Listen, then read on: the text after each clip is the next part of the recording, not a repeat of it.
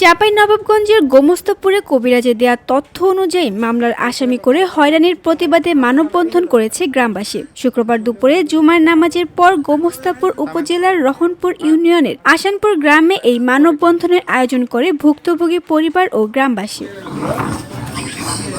মানববন্ধনে বক্তারা বলেন, 2021 সালের 20 অক্টোবর সকালে চাঁপাইনবাবগঞ্জের গোমস্তাপুর উপজেলার রহনপুর ইউনিয়নের রতনপুর এলাকায় একটি খাল থেকে গুরুতর আহত অবস্থায় উদ্ধার করা হয় একই ইউনিয়নের পীরপুর আসানপুর গ্রামের মতিউর রহমান মতিকে। পরে বিকালে রাজশাহী মেডিকেল কলেজ হাসপাতালে চিকিৎসাধীন অবস্থায় মারা যান মতি। এই ঘটনায় পরদিন গোমস্তাপুর থানায় এজাহার করেন তার স্ত্রী মোসাম্মদ সাথী বেগম।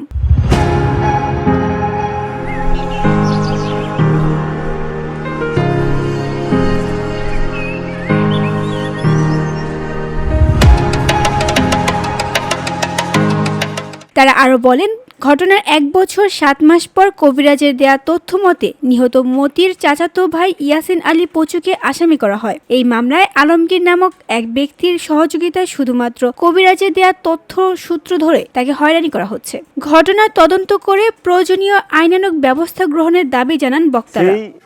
আমি পরে জানতে পারি যে আমার নামে যে মামলাটা করা হয়েছে সেটা কবিরাজের মতে, কবিরাজে যখন বলেছে আমার নাম, তখন 1 বছর 7 মাস পর আমার নামে এই জাহার দিয়ে আমার ভাবিকে দিয়ে এই জাহার দিয়ে আমার নামে মামলাটা করেছে। আমি জেল পর্যন্ত খেটেছি। এই সময় মানববন্ধনে উপস্থিত ছিলেন স্থানীয় বাসিন্দা ইব্রাহিম আলী, কায়েম আলী, আব্দুল সালাম, নারুল ইসলাম সহ বিভিন্ন বয়সী লোকজন। পুনরায় তদন্ত আমি দাবি করেছিলাম, তো ওনারা আসতে রাজি। VOD Bangla news desk.